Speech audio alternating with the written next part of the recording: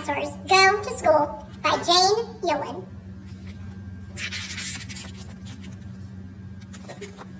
How does a dinosaur go to school? Does he walk? Does he ride in a busy carpool?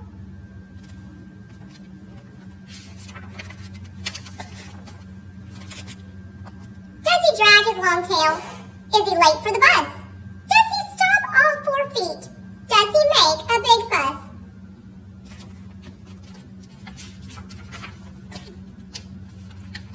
When he gets to the school, does he roughhouse and punch? Does he make a quick grab for a classmate's packed lunch?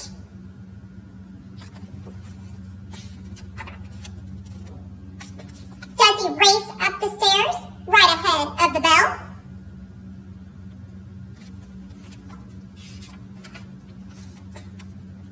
Does he interrupt class with his own show and tell?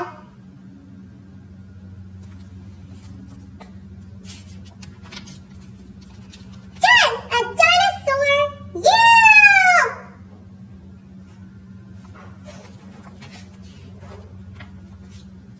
And when in the classroom, plunked down in his chair, does the dinosaur fidget his tail in the air?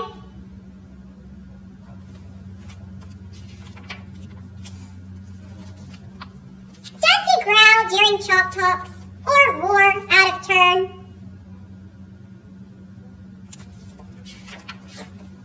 Does he make it too hard for the others to learn?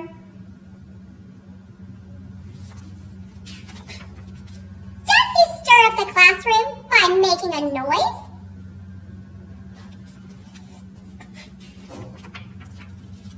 Does he tease all the girls? Does he pick on the boys? No? A dinosaur carefully raises his hand. He helps out his classmates with projects they've planned. Dinosaurs are so helpful. At recess he plays with a number of friends and growls at the bullies till bullying ends.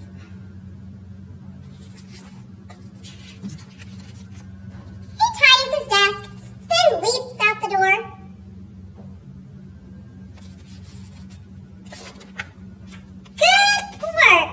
Good work, little dinosaur. Hopefully we all want to be like dinosaurs at the end of the book and not at the beginning of the book. My clue is that I have taught at Stribling for 6 years and I have only taught in 1 grade level. Well, who are you? Good morning. Today I'm going to be reading Macca the Alpaca. This guy is called Macca. He's an alpaca. He loves splashing in puddles and gives the best cuddles. Macca's days were carefree, filled with giggles and glee, until drama, a llama. This guy is called Harmer. He's no charmer. He's tall, strong, and woolly, but also a bully. Harmer was mean, quite the worst you have seen. He took Macca's stuff and played very rough. You puny pipsqueak, I'm strong and you're weak. Macca said, no, you're wrong. I'm surprisingly strong. The pair made a bet and a challenge was set. I'll move this boulder. Harmer pushed it with his shoulder. He huffed, puffed, and nudged till it finally budged. When Macca's turn came, he just used his brain. Well, why don't you try to reach up this high? Easily done using this. Harmer let out a hiss. Now that llama was fuming, his nasty mind zooming. Okay, let's have a race. Try and keep pace. First to the top is the best, full stop. They took off in a flash and began their mad dash up the steep mountainside. But then the rocks started to slide. Being nimble and light, Macca made it all right. As he leapt to the summit, he saw Harmer plummet. Some might call it karma, as that bully of a llama went crash, bang, and splat. And that, my friends, was that. Harmer said, plainly shaken, turns out I was mistaken, for you've proved it quite clearly. Size doesn't matter, really. Macca went to the thug and gave him a great big hug. The end. My clue for you is that I grew up in Burleson. Well, who are you? We had fun reading The Gruffalo last time, so now we're going to read The Gruffalo's Child by Julia Donaldson. The Gruffalo said that no Gruffalo should ever set foot in the deep, dark wood. Why not? Why not? Because if you do, the big bad mouse will be after you. I met him once, said the Gruffalo. I met him a long, long time ago. What does he look like? Tell us, Dad. Is he terribly big and terribly bad?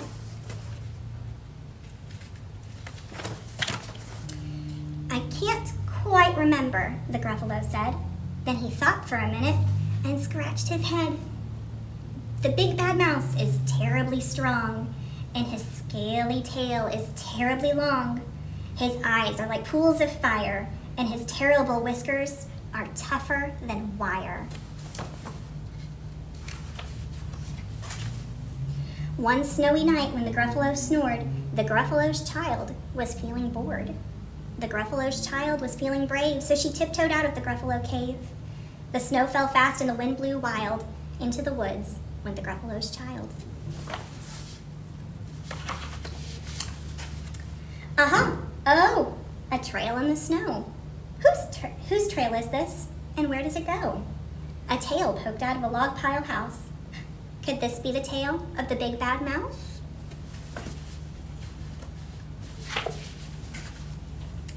Out slid the creature. His eyes were small.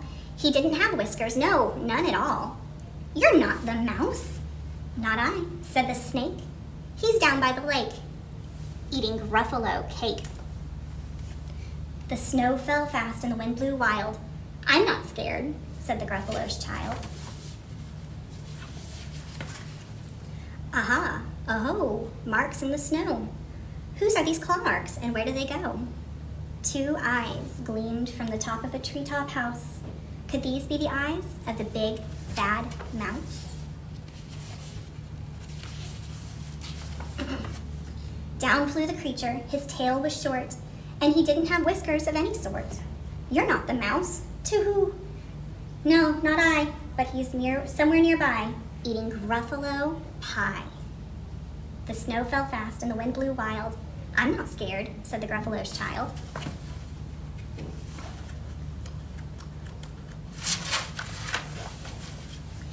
Aha, oh, a track in the snow. Whose track is this and where does it go? Whiskers at last, an underground house. Could this be the home of the big bad mouse? Out slunk the creature. His eyes weren't fiery. His tail wasn't scaly. His whiskers weren't wiry. You're not the mouse. No, not me. He's under a tree, drinking Gruffalo tea.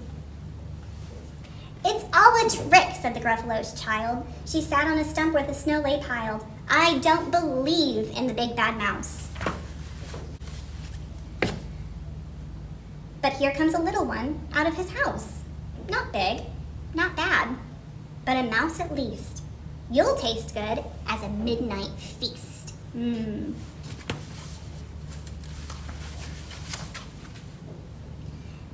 Wait, said the mouse, before you eat, there's a friend of mine you ought to meet. If you'll let me hop onto a hazel twig, I'll beckon my friend, so big and so bad and big. The Gruffalo's child unclenched her fist. The big bad mouse? So he does exist. The mouse hopped onto the hazel tree. He beckoned and said, just wait and see. Out came the moon so big and round. A terrible shadow fell on the ground. Who is this creature so big and so strong? His tails and whiskers are terribly long. His enormous ears are enormous and over his shoulder he carries a nut as big as a boulder.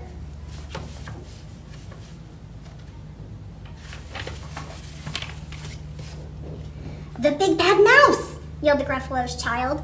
The mouse jumped down from the twig and smiled. Aha, aho, tracks in the snow. Whose are these footprints and where do they go? The footprints led to the Gruffalo cave, where the Gruffalo's child was a bit less brave. The Gruffalo's child was a bit less bored.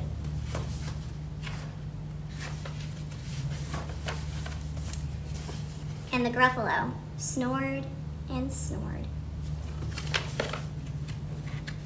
The end. My clue is I've lived in 4 countries